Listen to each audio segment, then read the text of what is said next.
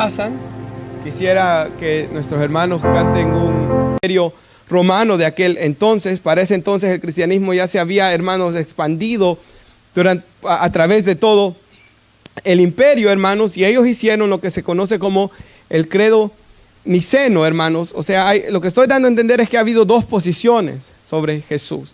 Una, la de este hombre Arrio, que cuando la iglesia se reunió en ese concilio de Nicea, él fue declarado un hereje, él y su enseñanza, que decía de que Jesús, ¿verdad?, es de una sustancia diferente al Padre y que él fue un ser creado. Mientras, hermanos, en el credo de Niceno, la iglesia cristiana dijo de que, dijeron muchas otras cosas, pero yo traigo un poco de lo que se dijo en ese concilio. Jesús es Dios verdadero, dijeron ellos.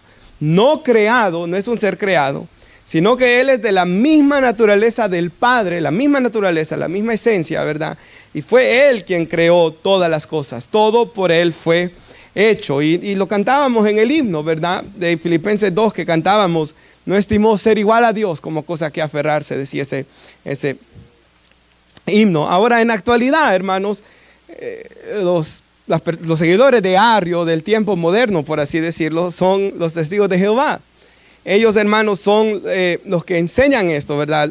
Los testigos de Jehová, si bien fueron fundados por Charles Russell, un hombre que vivió, hermanos, nació en 1852, buscaba yo, y murió en 1916. Este hombre, hermanos, era un ministro adventista, de que se va de la iglesia adventista para comenzar, hermanos, los testigos de Jehová, y ellos enseñan también de que lo mismo que Arrio, que Jesús es de una sustancia diferente al Padre y que Él es un ser creado. Y lo que hoy vamos a ver por medio de las escrituras, hermanos, es de que Arrio y los testigos de Jehová ciertamente están errados en esto, hermanos, de que Jesús es verdaderamente Dios, ¿verdad?, de una misma sustancia con el Padre, y que Él es creador de todas las cosas. Y usaré algunos pasajes bíblicos para que lo entendamos, ya que, hermanos, esto es de suma importancia, porque la Biblia dice que es el espíritu del anticristo, ¿verdad?, el que niega, dice, a Jesús. El que niega tanto que Él haya venido en carne, como el que niega su divinidad. Y el diablo, hermanos, siempre se opone hacia Jesús. Y si usted ve, hermanos, en las diversas religiones que hay en el mundo, el Islam o estas diversas religiones, siempre hay un ataque directo hacia la persona de nuestro Señor y Salvador Jesucristo. Yo recuerdo, hermanos, cuando fuimos al viaje misionero, entrar en algunas de las mezquitas, ¿verdad?, más famosas de aquel tiempo. Y cuando uno entra, hermanos, tienen pequeños folletos tratados atacando a la persona de nuestro Señor Jesús, diciendo blasfemias contra Él. Y yo puse una foto, ¿verdad?, cuando yo enseñaba las fotos del viaje misionero. En una de las mezquitas había hasta una placa, por así decirlo, grande, diciendo: Dios nunca tuvo un hijo. Entonces el diablo, hermanos, las tinieblas siempre van a hacer un ataque directo contra la persona de nuestro Señor Jesús. Y obviamente eso es lo que estaba haciendo Arrio y lo que están haciendo los testigos de Jehová en la actualidad. Y si usted ve, hermanos, el Colosenses 1:15, dando inicio a esto, dice de que Jesús, ¿verdad?, de quien estaba hablando aquí Pablo, Él es la imagen del Dios invisible, dice. Y quisiera, hermanos, introducirme con esto. Si puede poner nuestro hermano en las pantallas, Hebreos 1, versículo 3. Aquí, hermanos, la Biblia nos explica qué significa que Jesús sea la imagen del Dios invisible. Recordando, hermanos, lo que yo les he enseñado en muchas ocasiones, que la Escritura se interpreta con la Escritura, ¿verdad? La Biblia se interpreta a sí misma, hermanos. Y aquí vemos algo que dijo Pablo, y usaremos algo que dice el escritor de Hebreos, y vamos a usar algo que dijo el apóstol Juan. Y de esa manera, hermanos, nosotros venimos e interpretamos la Biblia con la Biblia, la Escritura con Escritura, para así no venirse a inventar uno, ¿verdad?, significados, hermanos, o yo creo que esto significa como hace alguna gente, sino la Biblia misma, hermanos, Dios la escribió de tal manera para que se interpretase un pasaje con otro y así poder entender. Así que, ¿qué significa que Jesús es la imagen del Dios invisible? Hebreos 1, versículos, en el versículo 1 dice que Dios nos ha hablado en otro tiempo por los profetas, en estos últimos tiempos nos ha hablado por su Hijo, dice, gracias. Y luego dice, ¿a quién? El Hijo, ¿verdad? Dios constituyó heredero de todo, y mire, por quien asimismo hizo el universo, Él es, dice, mire, el cual siendo el resplandor de su gloria, el resplandor de su gloria. Y aquí está, la imagen misma, no pases tan rápido, Daniel, la imagen misma de su sustancia. Y aquí esto es muy importante, ¿verdad? Recuerde que lo que Ario dijo es que Jesús era de una sustancia diferente al Padre.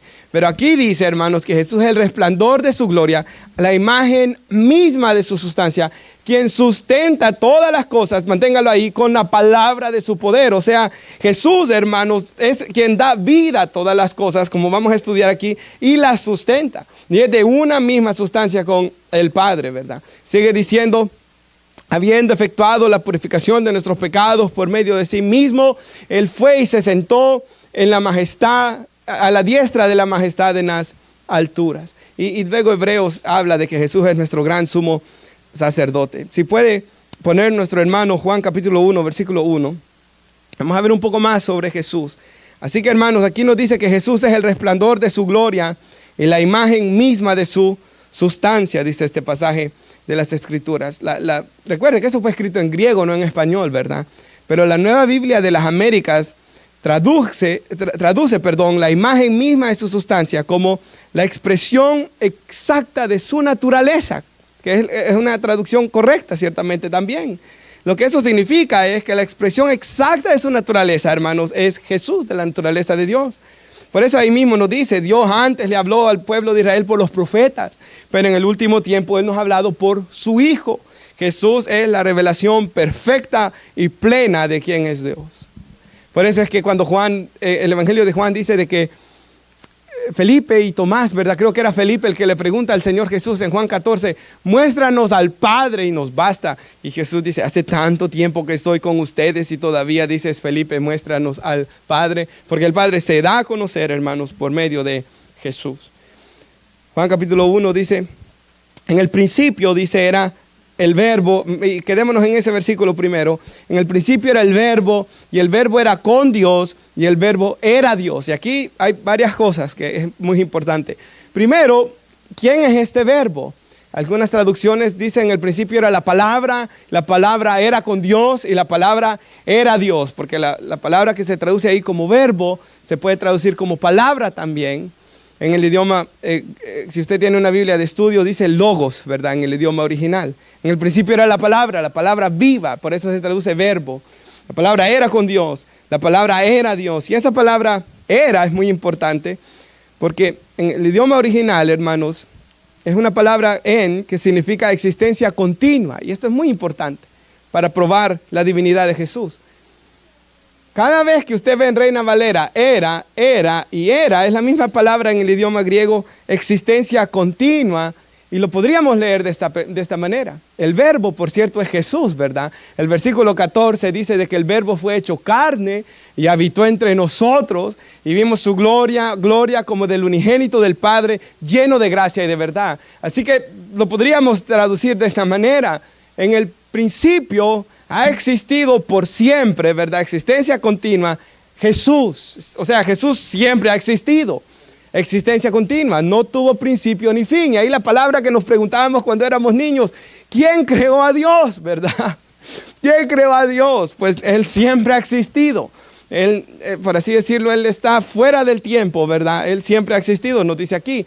Entonces era, en el idioma original, de entender existencia continua. Jesús siempre ha existido. Ahora, Jesús siempre ha existido con Dios. Siempre han estado en una relación perfecta, ¿verdad? Toda la eternidad.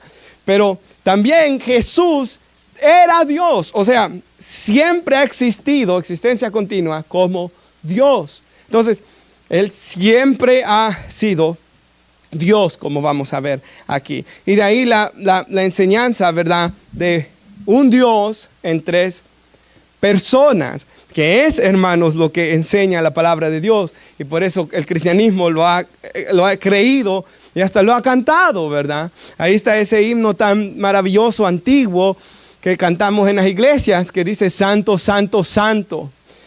Te adoro reverente, Dios en tres personas, bendita Trinidad, concluye el himno, hermanos, adorando al Padre, al Hijo y al Espíritu Santo como un Dios, una sola esencia, una sola naturaleza, una sola sustancia, en tres distintas personas, ¿verdad?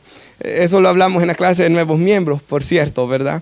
Pero Romanos 9:5, solo lo tengo aquí escrito, dice, hablando de Israel, dice que de Israel son los patriarcas, de los cuales según la carne vino Jesucristo, el cual es Dios sobre todas las cosas, bendito por los siglos, amén. Entonces la Biblia lo declara claramente, ¿verdad? Cristo, el cual es Dios sobre todas las cosas. Y en las Escrituras vemos a Jesús, hermanos, recibiendo adoración de sus discípulos, de toda la creación. En Filipenses vemos toda rodilla, hermanos, dobladas ante Él. En Apocalipsis vemos ángeles, millares de ángeles y la iglesia cantándole a Él. Así que, hermanos, la divinidad del Señor Jesús es bien clara. Y en este pasaje bíblico lo vamos a ver. Así que, ¿qué significa que Jesús es la imagen del Dios invisible? Que Él es una misma sustancia con Él, hermanos. Que Él es la revelación perfecta de Dios. De que todo lo que vemos en el Padre lo vemos en el Hijo, como veremos en un segundo. Y luego dice que Él es el primogénito de toda creación. Y si usted leyó conmigo la Escritura al principio, dice que Él tiene preeminencia en todo. Es primogénito dentro de la creación, es primogénito dentro de los muertos, dice. Y es la cabeza de la iglesia, dando a entender que Él tiene preeminencia, hermanos, sobre la creación, sobre la iglesia y sobre la muerte. ¿Qué es lo que vamos a ver acá nosotros el día de hoy? Versículo 16, ¿lo tiene, hermanos? ¿Lo tiene, amados hermanos? Dice, porque en Él fueron creadas todas las cosas, las que hay en los cielos, las que hay en la tierra. Y mire, en Él fueron creadas todas las cosas. Claramente, Él creó todas las cosas, dice. Por ende, Él no fue creado, ¿verdad, hermanos? Es bien obvio esto. En Él fueron creadas todas las cosas, visibles e invisibles. Sean tronos, sean dominios, sean principados, sean potestades, aún los poderes espirituales, hermanos. Un lenguaje muy similar es el que Pablo usa allá en Efesios 6:10. Donde él dice que la lucha del cristiano es contra principados, potestades, gobernadores de las tinieblas, ¿verdad? Acá dice, hermanos, que todas las cosas que han sido creadas fueron creadas por medio de Él y para Él. Y eso es lo que dice Juan 1, ¿verdad? Versículo 3, todo por medio de Él fue creado.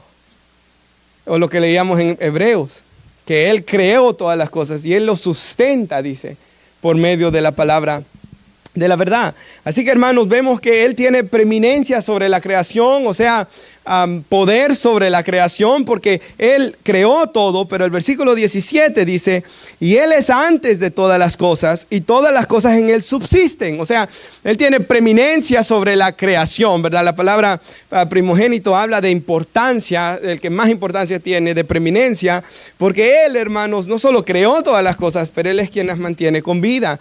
Y yo sé de que a veces uno se pone a pensar de que el final del mundo, o esas películas, me recuerdo en el año 2012 se hizo muy famoso, que terminaba el calendario maya y hasta se hizo una película de que el mundo se destruía, hermanos. Pero la Escritura dice, hermanos, de que es Jesús, que es Él, hermanos, quien mantiene en orden la creación y que no caiga en un caos. Es Él, hermanos, quien tiene todas las cosas, ¿verdad?, bajo su control, y que, hermanos, es Él quien le da vida o sustenta todas las cosas por medio de la palabra de su poder, decía Hebreos, ¿verdad? Así que todo por Él subsiste. En ese sentido, cada respirar que damos, la tierra girando alrededor del sol, todo lo que está pasando, hermanos, es porque Él lo permite. Y eso es lo que enseñó Jesús en los evangelios también. De que un pájaro no cae, hermanos, a tierra sin que Él lo permita. De que nuestros cabellos Él los tiene contados. Hablando, hermanos, del control que Él tiene sobre la creación. Y recuerde de que Pablo le está escribiendo a esta joven iglesia plantada por Epafras, quien estaba hoy encarcelado con Pablo, que estudiamos las semanas pasadas.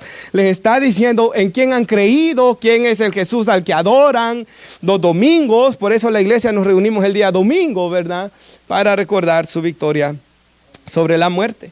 Ahora, el versículo 18, por favor. Y si puede poner nuestro hermano Daniel, Efesios 4:11 en las pantallas. Y nosotros en la Biblia vemos que después que nos ha enseñado que Jesús es la imagen del Dios invisible, pero Él también es por medio de, Él tiene preeminencia sobre la creación. Vamos a ver ahora que Él tiene preeminencia sobre la iglesia. Y dice, y Él es la cabeza del cuerpo, que es la iglesia.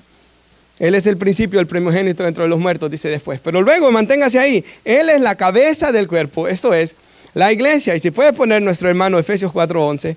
En Efesios, hermanos, nos habla de cómo Jesús tiene preeminencia sobre la iglesia. O sea, hermanos, la importancia, ¿verdad? En la iglesia Él es la persona más importante, es a Él a quien adoramos, pero Él también, hermanos, tiene poder sobre la iglesia. Y dice ahí que, hablando de Jesús, por cierto, en el contexto, y Él es Jesús, mismo constituyó a unos apóstoles, a otros profetas. Y yo hice una predicación sobre los apóstoles y profetas, ¿verdad? Y quedó explicado, hermanos, que ellos pusieron el fundamento bíblico. Evangelistas, dice, pastores y maestros. Y Dios nos dio todo esto. Dios nos da hoy en día evangelistas, pastores y maestros. ¿Con qué fin? Versículo 12. A fin de perfeccionar a los santos para la obra del ministerio, para la edificación del cuerpo de Cristo. O sea, edificación es construir, ¿verdad? Dios, hermanos, nos dio. En la iglesia, por ejemplo, tenemos hermanos que enseñan la palabra, o en mi caso, el ministerio que yo llevo a cabo de enseñar y de predicar la palabra del Señor, con el fin de que, hermanos, estemos listos para la obra del ministerio.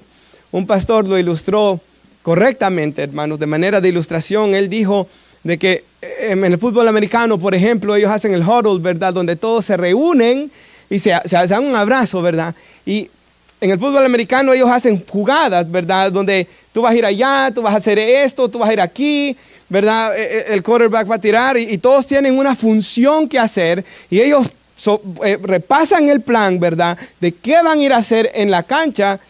Y este pastor, como ilustración, decía, la iglesia nos reunimos para alabar a Dios, para glorificar a Dios, para aprender de la palabra de Dios, para luego salir al mundo y llevar a cabo la misión que Jesús nos ha llamado a hacer. Y es cierto.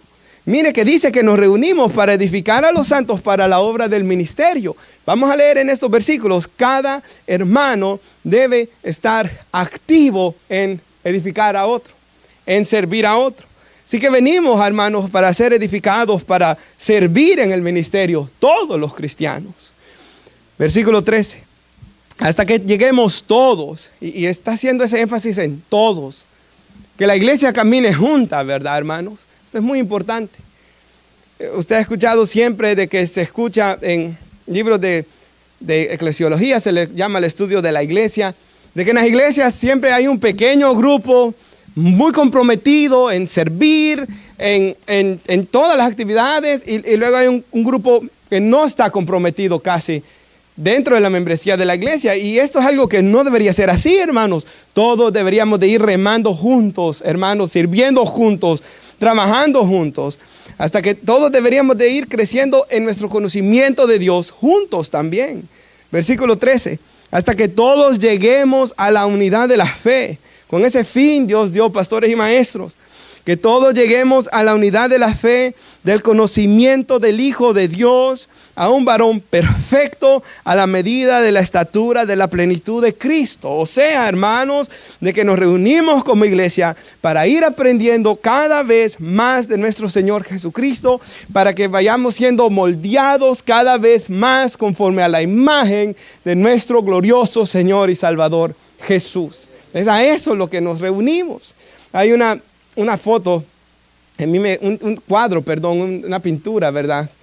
No sé si usted ha visto esos cuadros medievales.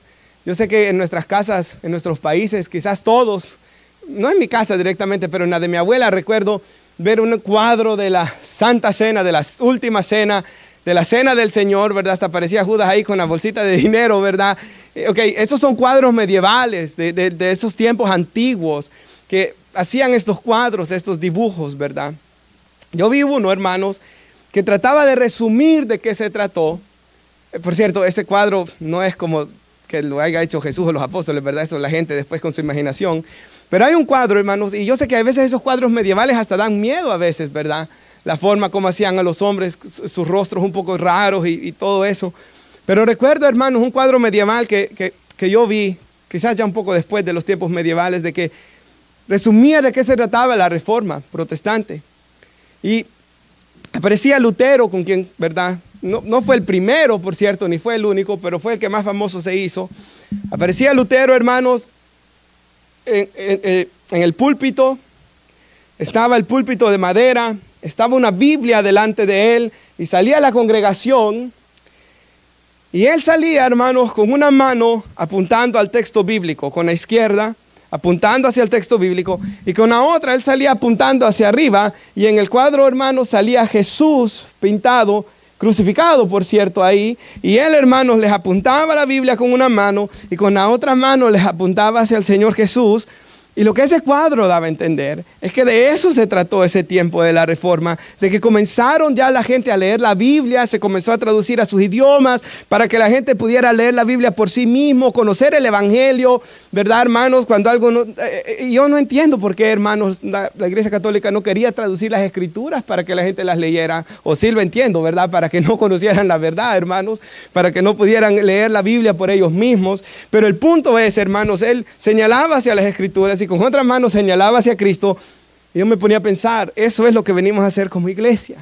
Mirar las Escrituras, hermanos, para mirar a Cristo en las Escrituras, por medio de la obra del Espíritu Santo. Es más, 2 Corintios 4, un texto que hemos citado mucho en los últimos mensajes, el diablo trabaja para que la gente no pueda ver la gloria de nuestro Señor Jesucristo, dice. El cual es la imagen de Dios. Usa también ahí esa frase. O sea, el diablo no quiere, hermanos, de que las personas vean, hermanos, a Jesús como Salvador, como sumo sacerdote, como quien murió por mí. El diablo trabaja para que la gente se aleje de Jesús.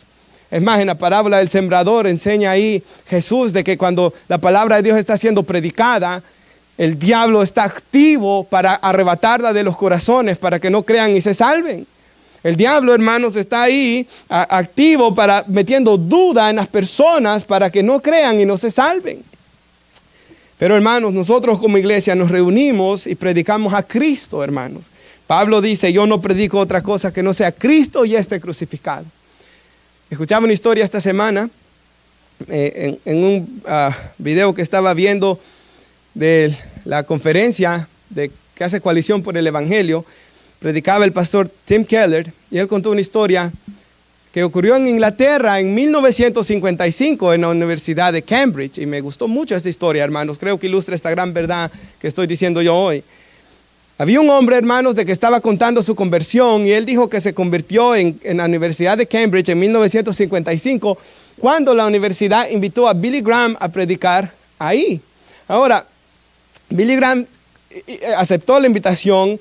Pero antes, hermanos, los periódicos ingleses comenzaron a escribir ¿qué nos va a venir a enseñar este hombre? Porque él creció en las granjas, ¿verdad? Aquí en Estados Unidos. ¿Qué nos va a venir a enseñar este hombre que de las granjas, sin educación, a nuestros más sabios e inteligentes jóvenes ingleses?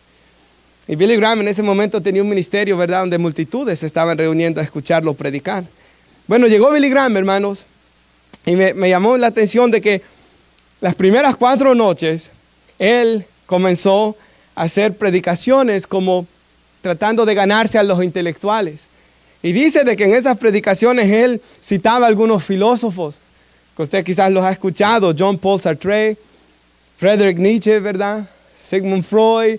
Él estaba tratando de citar a estos hombres, él estaba tratando de razonar con todos los académicos ahí. Y él, hermanos, tratando hasta cierto punto quizás de probar, hermanos, de que él no era un hombre ignorante del campo de Estados Unidos.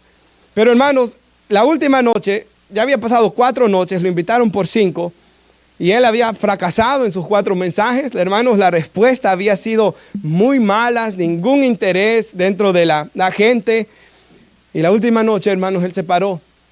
Y él, en vez de ir a tanto argumento filosófico, o en vez de estar citando tanto de estos filósofos, él comenzó desde Génesis hasta Apocalipsis, hermanos, y comenzó a predicar de toda la sangre que fue derramada desde que pecó Adán y Eva, que se derramó la sangre de aquel animal para cubrir la vergüenza de ellos, y comenzó a ir por la sangre que se derramó de Abel, y comenzó a ir, hermanos, por todas las escrituras, hasta llegar a la sangre de Cristo, hasta aparecer en Apocalipsis Jesús como aquel que venía montando en un caballo blanco con sus ropas teñidas en sangre, y predicó el evangelio, hermanos, y cuando él terminó, eran 10,000 estudiantes que habían en aquel tiempo. 400 de ellos pasaron al frente al final, se quedaron con él ahí, oraron para arrepentirse de sus pecados. Y este hombre dijo, hermanos, años después, yo me convertí aquella noche, la quinta noche de que Billy Graham vino aquí a la Universidad de Cambridge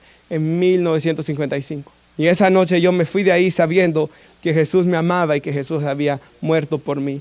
Hermanos, esa historia creo que ilustra mucho de lo que hacemos como iglesia. Como iglesia, hermanos, predicamos a Cristo hasta que todos lleguemos a la unidad de la fe, dice el versículo 13, y del conocimiento del Hijo de Dios, hermanos. Es a eso a lo que vinimos. A un varón perfecto a la medida de la estatura de la plenitud de Cristo. O sea, tenemos que ir siendo transformados conforme a la imagen de Jesús. Y eso es algo, hermanos, de que no quiero solo estarlo repitiendo. Yo oro de que usted, esa sea su meta. Oro que usted trabaje en eso en la semana. Porque si le sigue gritando a la esposa igual todas las semanas, pues ¿qué está pasando, hermanos? ¿Qué está pasando? Si usted sigue igual con los hijos, si usted sigue igual todas las semanas, ¿qué está pasando? Porque usted debe anhelar ser transformado conforme a la imagen de Jesús. Usted debe estar en pleito con su pecado, en guerra con su pecado. La Biblia dice en Romanos 8:13, por el Espíritu, hacer morir todo este pecado malvado en nosotros. Así que, hermanos, nosotros debemos anhelar por medio del estudio de la Biblia y de la oración ir cambiando, ¿verdad? De que las personas puedan ver a Cristo en mí, ¿verdad? Como enseña la Escritura, hermanos. Esto es muy importante, hermanos. Jesús dijo, ¿verdad? Aprendan de mí que soy tierno y humilde de corazón. Entonces, yo por eso siempre veo en las Escrituras, las personas querían acercarse a Jesús, ¿verdad? A unas rameras, hermanos, a los recolectadores de impuestos que eran ladrones de aquel tiempo mal vistos. Aún estas personas, por la sencillez que había en él, por la gracia que había en él. Pero, hermanos, a veces el hombre, ¿verdad? Cuando es mal encarado, pésimo, todas estas cosas, hermanos, pues nadie le quiere acercar, hermanos. Ni la esposa ni los hijos quieren estar alrededor de él. O la mujer, ¿verdad? El pobre hombre sufriendo, ¿verdad? Ya todo el tiempo brava. Hermanos, no puede ser esto en nosotros más. No lo podemos ver como normal. Tenemos que hacer morir esto. Tenemos que pelear con esto.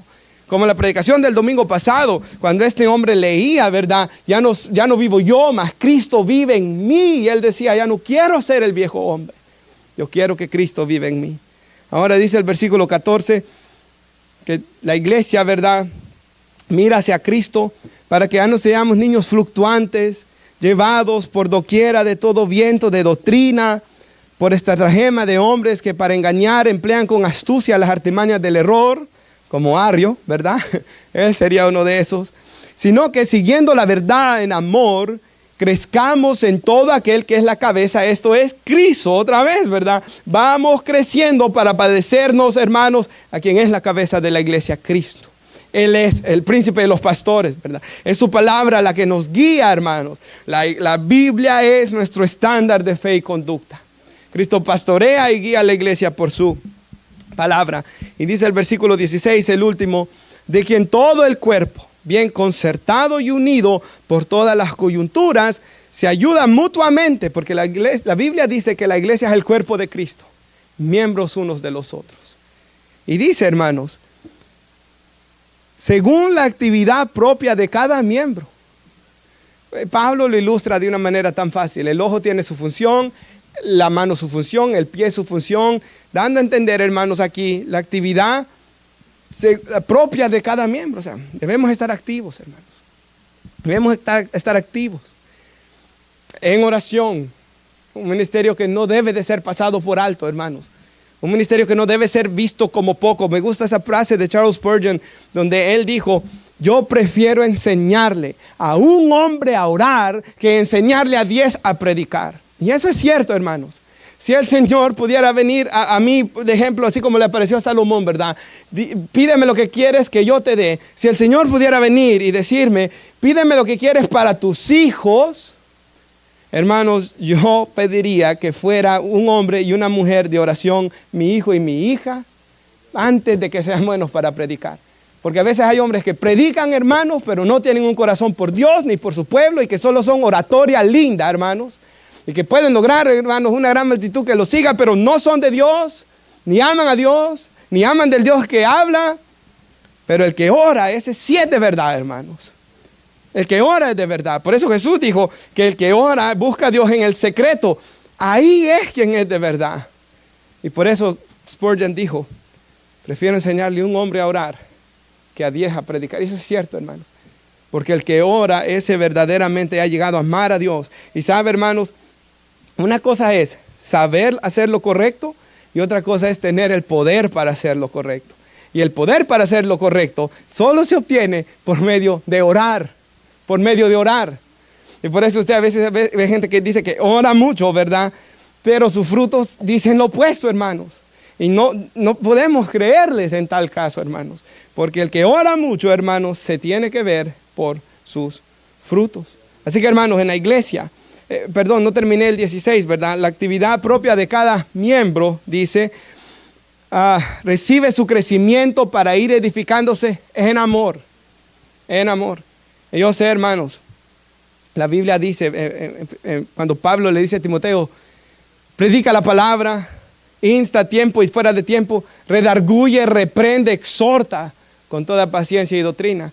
Parte de la predicación es reprender, redarguir, exhortar. Pero dice con esa paciencia y esa doctrina, ¿verdad? Que a veces esa es la parte que cuesta. Versículo 18, una vez más. Hemos visto, hermanos, Cristo tiene preeminencia sobre la creación. Él creó todas las cosas. Él, hermanos, las mantiene vivas, ¿verdad? Él mantiene control. Él tiene preeminencia. Él es la cabeza de la iglesia. Y hemos usado otros pasajes bíblicos para explicar cómo Jesús tiene preeminencia sobre la iglesia. Él es la razón por la que nosotros estamos reunidos aquí. La siguiente, Él es el principio, el primogénito dentro de los muertos, para que en todo tenga la preeminencia. Y esto primogénito dentro de los muertos, pues yo a veces leía eso y Jesús no fue el primero en resucitar porque habían resucitado otros antes. Los que resucitó Jesús en los evangelios o Elías, pero aquí lo que está hablando es que Él tiene preeminencia, hermanos, sobre la muerte. O sea, Jesús fue quien resucitó y venció la muerte. Y dice el libro de Romanos, la muerte no se enseñorea más de Él. Lázaro y todos los que resucitaron antes, resucitaron y murieron, ¿verdad? Pero Jesús, hermanos, venció la muerte. Y, hermanos, esa es la esperanza del cristiano. Ahora, cuando yo pensaba en el pecado, ¿qué es lo peor que hace el pecado sino producir la muerte? El pecado produce muerte espiritual. Y por eso todos los hombres nacemos espiritualmente muertos. Lo estudiábamos hoy en la clase para nuevos miembros. Todo hombre, hermanos, nace espiritualmente muerto y no quiere saber nada de Dios y necesita que el Espíritu Santo le dé vida para que pueda volver a tener comunión con Dios. Porque de lo contrario, ninguno de nosotros queríamos servir a Dios, hermanos. El Espíritu Santo da vida espiritual. Ahora, la muerte es espiritual. La Biblia enseña también que la muerte es física.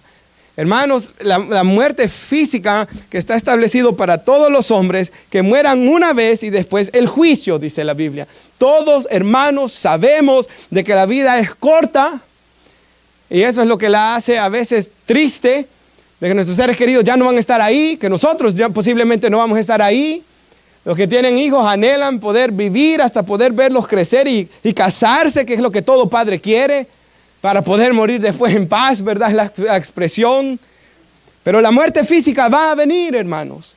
Y también está la peor de todas, la muerte eterna, la segunda muerte, la condenación en el infierno, en el lugar que la Biblia lo llama como un lloro y un crujir de dientes. Ahora Jesús tiene preeminencia sobre la muerte. Y cuando yo pensaba en esto, hermanos, si puede poner Daniel 1 Corintios 15, estas palabras venían a mi mente de Pablo, 15:55. Mire qué extraordinario es lo que dice aquí. Y pregunta Pablo, y acuérdense que él ha explicado la resurrección aquí, y no lo voy a hacer hoy otra vez, ya he dado esa prédica, pero dice él, ¿dónde está, oh muerte, tu aguijón? Ese aguijón, hermanos, que hiere, que lastima a nosotros. Pablo pregunta, ¿dónde está el aguijón de la muerte? ¿Dónde, oh sepulcro? Recuerde que los hebreos usaban esa poesía, ¿verdad? Que usaban palabras paralelas para decir lo mismo. Sepulcro está hablando de la muerte. ¿Dónde, oh sepulcro, tu victoria? El aguijón de la muerte es el pecado, hermanos. Es el pecado el que nos mata, por así decirlo. ¿Y de dónde agarra poder el pecado? De la ley. La ley que Dios escribió en nuestras mentes, en nuestras conciencias. La ley de la voluntad de Dios escrita en el Antiguo Testamento. O sea, el no poder cumplir la palabra de Dios es lo que nos hace pecadores. Y ese poder que el pecado toma ahí es el que nos lastima. Y ese es el que nos hace morir. Y eso es lo que nos llevaba a la condenación eterna. 57.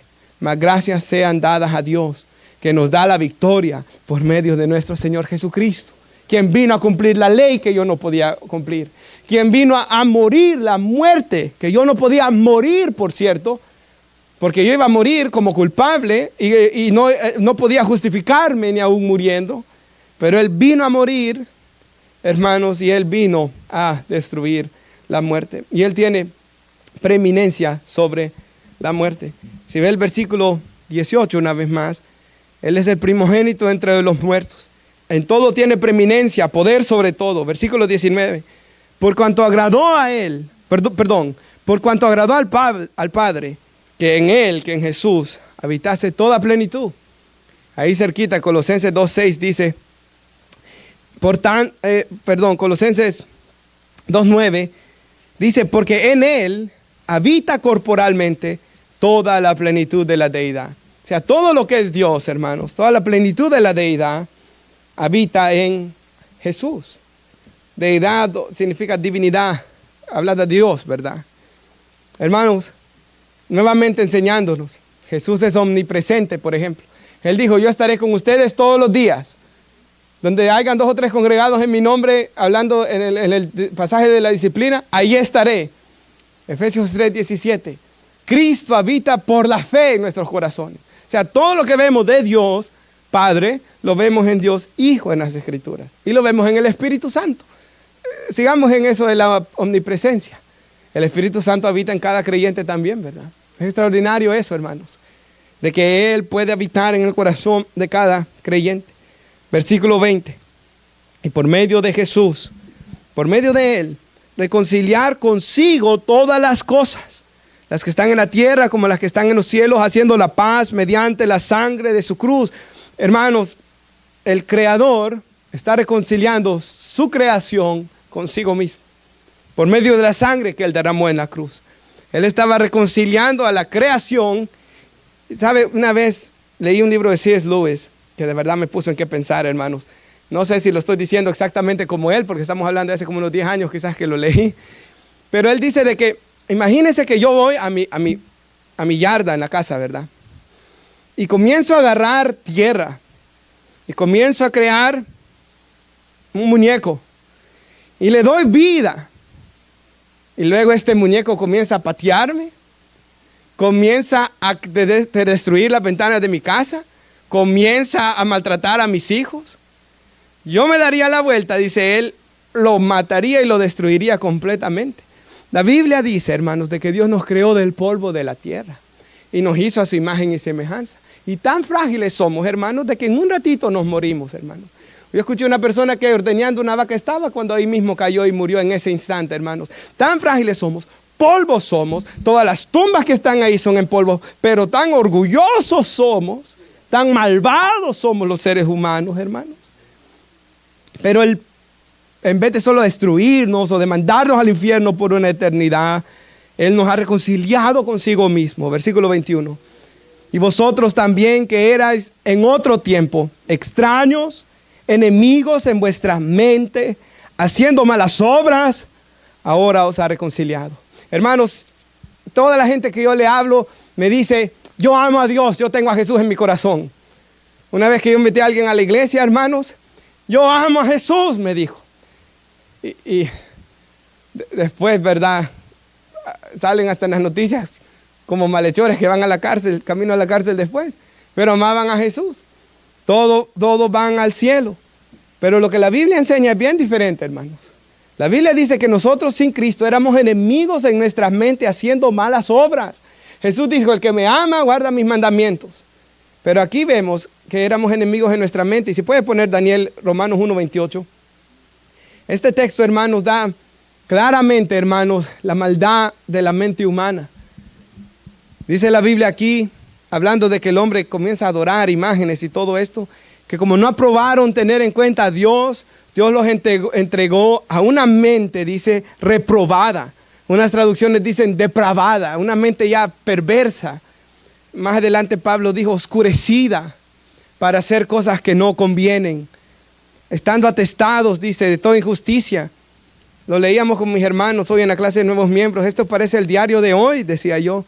Fornicación, perversidad, lo que vemos en las noticias todos los días. Avaricia, maldad, envidia, homicidios, contiendas. Todos los días vemos muertes, ¿verdad? Homicidios, engaños, malignidades, murmuradores, detractores, aborrecedores de Dios, injuriosos, soberbios, altivos, inventores de males, desobedientes a los padres, necios, desleales, sin afecto natural, implacables, sin misericordia.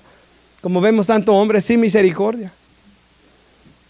Ayer escuchábamos la historia de un hombre, hermanos, tan malvado que estafó a su propia madre sola, la señora, hermanos, ya una ancianita. Entonces vemos hombres que no aman ni a sus padres mismos, hermanos. Hay hombres que no aman ni a sus hermanos. Hay hombres que no aman ni a sus hijos. Quienes habiendo entendido el juicio de Dios, sin misericordia, implacables, ¿verdad? Quienes habiendo entendido el juicio de Dios, que los que practican tales cosas son dignos de muerte, no solo las hacen, sino que también se complacen con los que la practican. Éramos enemigos en nuestra mente, haciendo malas obras, dice, pero Él nos ha reconciliado. Hermanos, reconciliarse con alguien que es un enemigo, como lo dice aquí, es difícil. Y esa reconciliación solo pudo haberse hecho por medio de Jesús, versículo 22. Él nos ha reconciliado en su cuerpo de carne por medio de la muerte, para presentarnos, esto es muy importante, santos, sin mancha, irreprensibles delante de Él. De ser enemigos a ser presentados santos, sin mancha, irreprensibles. Y yo quiero explicar esto de esta manera este día, quizá. Cuando yo estaba pensando en esto, hermanos, pensaba en los sacrificios del Antiguo Testamento. En el Antiguo Testamento, hermanos, el sacrificio que se traía a Dios, ¿verdad? Ellos cuando pecaban traían un sacrificio. Se mataba el animal y una parte comía el sacerdote, otra parte comía la familia, ¿verdad? Y comían, hermanos. Dios le dijo al hombre que podía comer de los animales de la tierra, ¿verdad? Y hasta el día de hoy, hermanos, saliendo de aquí, algunos vamos a ir a comer pollo o carne, ¿verdad? O algo. Se traían estos sacrificios, pero la Biblia dice, hermanos, de que el sacrificio que se traía tenía que ser perfecto, ¿verdad? Y ese era el problema con el libro de Malaquías. Que ellos, el animal enfermo traían, el que estaba mal, el que tenía defecto. Y Dios dijo, no, traigan el mejor, sin tacha, saludable. Porque ese sacrificio apuntaba a Jesús, ¿verdad? Pero no solo, hermanos, el sacrificio tenía que ser perfecto, sino también el que lo ofrecía. Porque si usted ha leído, hermanos, en Levítico, dice que el que lo ofrecía no debía tener ningún defecto físico, el sumo sacerdote. El sacerdote no tenía que tener defecto físico, ni quebradura, nada. Este hombre tenía que estar saludable, hermanos. El animal saludable, el mejor, porque apuntaba, hermanos, a nuestro Señor y Salvador Jesús. Y ya casi concluyendo, si puede poner Daniel Hebreos 7:23 en la pantalla. El sacerdote, hermanos, el sacrificio era perfecto, porque apuntaba, hermanos, a nuestro Señor y Salvador Jesucristo. Y aquí dice que los otros sacerdotes en el tiempo antiguo llegaron a ser muchos porque se morían, ¿verdad? Debido a la muerte no podían continuar. Mas hablando de Jesús, por cuanto permanece para siempre, tiene un sacerdocio inmutable. El sacerdocio de Cristo es inmutable. Yo sé que hay un poco de amigos, 2 amigos hoy, ¿verdad? Aquí el sacerdote representa al pueblo delante de Dios. El sumo sacerdote representaba a la nación de Israel delante de Dios y era un tipo de mediador, ¿verdad? El día de la expiación traía ese sacrificio. Nuestro mediador hoy es Jesús, dice la Escritura. Él es nuestro sumo sacerdote. Él es nuestro sumo sacerdote y la Biblia dice que todos los creyentes son sacerdotes, en el sentido que nos podemos acercar a Dios y ofrecer hoy sacrificios de alabanza, dice la Escritura. ya no de animales. Jesús es nuestro sumo sacerdote. Es por medio de Él que nos acercamos al Padre. Y dice, su sacerdocio es inmutable, el 25, por lo cual puede también salvar. Jesús es quien salva perpetuamente a los que por Él se acercan a Dios, viviendo siempre para interceder por ellos. Hermanos, Jesús vive para interceder por su iglesia. Él vive a la diestra del Padre y Él es quien nos representa. No se olvide eso. Él es quien nos representa, hermanos. Y dice, porque tal sumo sacerdote nos convenía, santo, inocente, sin mancha es Él, ¿verdad? Yo creo que ninguno de nosotros aquí nos atreveríamos a decir que somos sin mancha, hermanos. Tiene que ser una persona que esté demente para decir esto, ¿verdad? O sin pecado, o inocente, hermanos. Pero el Señor Jesús es santo, inocente, sin mancha, apartado de los pecadores, hecho mucho más sublime que los cielos. Y es en Él que está la iglesia. La iglesia está unida a su Salvador. Y Pablo lo ilustra de esta manera. Dice Pablo que como en el matrimonio, y yo he casado a algunos, ¿verdad? Cuando yo los caso, hermanos, yo siempre les leo lo que dice Efesios, pero también lo de Génesis. Y yo les digo, ya no serán más dos, sino que una sola carne. A los ojos de Dios son uno. Se unieron, hermanos. Se comprometieron, se hicieron votos, pacto, ¿verdad? Yo tengo votos escritos que se van a repetir, que se están comprometiendo a serse fieles y amarse y estar ahí en prosperidad y en adversidad. Pero a mí me gusta decirle a la pareja también, escríbanse sus propios votos, donde se dicen cosas bonitas, ¿verdad? Hermanos, Dios ha hecho con nosotros un nuevo pacto en su Hijo Jesucristo. Y la iglesia ha venido a estar, cuando venimos a Cristo y nos arrepentimos de nuestros pecados, hermanos, ya no somos dos, sino uno. La iglesia, la novia del Cordero, ¿verdad? La esposa del Cordero, la iglesia está unida a Cristo. Ya Dios ya no nos ve, hermanos, aparte de nuestro Salvador. Dios nos ve en Jesús. Por eso cuando Jesús murió, es como que usted hubiera muerto. Su pecado, Él lo llevó. Él murió. ¿Por qué? Porque Dios lo mira en Jesús. Por eso Jesús, la sangre de Cristo nos limpia de todo pecado. Usted está aquí diciendo hoy, yo me siento indigno. Pero si confiesa su pecado, Él es fiel y justo para perdonarlo. ¿Por qué? Porque Dios lo ve en Jesús. Hermanos, y aquí dice, para presentarse a sí mismo una iglesia santa y sin mancha, irreprensible. Está hablando, hermanos, porque es una iglesia que está unida a Cristo. Está en Cristo. Y por eso mira el 23, es muy importante.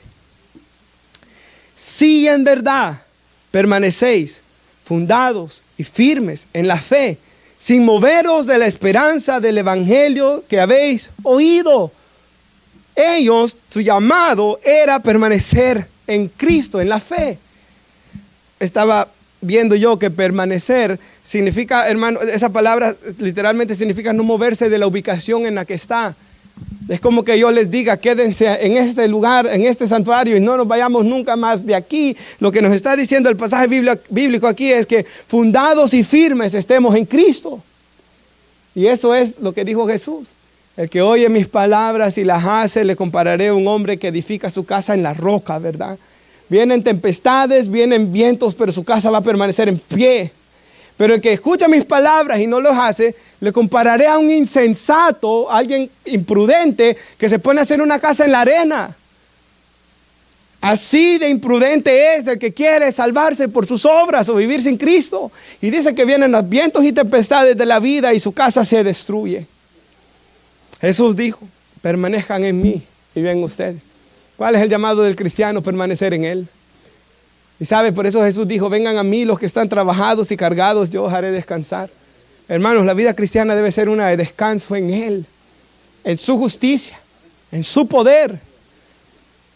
Hermanos, permanezcan en mí y en ustedes, dijo Jesús, y darán mucho fruto. Él es ahí quien promete cambiar nuestras vidas, hermanos. Y concluyo con Judas 1:24 en las pantallas, por favor.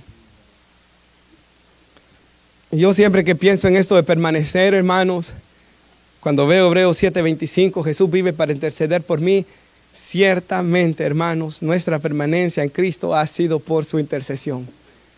Él no ha parado de interceder a nuestro favor, hermanos. Creo que todos como cristianos acá hemos sentido algunos momentos en estos años donde si mi fe ha de caer, Él me sostendrá, dice el himno, ¿verdad? Donde hemos sentido, hermanos, desánimos, momentos difíciles, hermanos, en nuestro servicio o en nuestra propia vida o en nuestro hogar, o sea como sea, hermanos, momentos donde no podemos seguir adelante.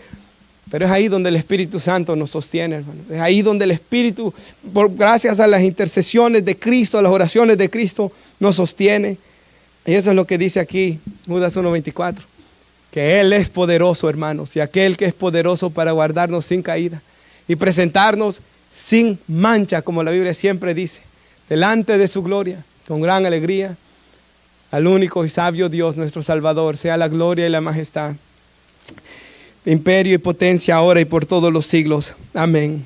Oramos, hermanos, y damos gracias a Dios por la preeminencia de Cristo. Padre, yo le doy las gracias, Señor.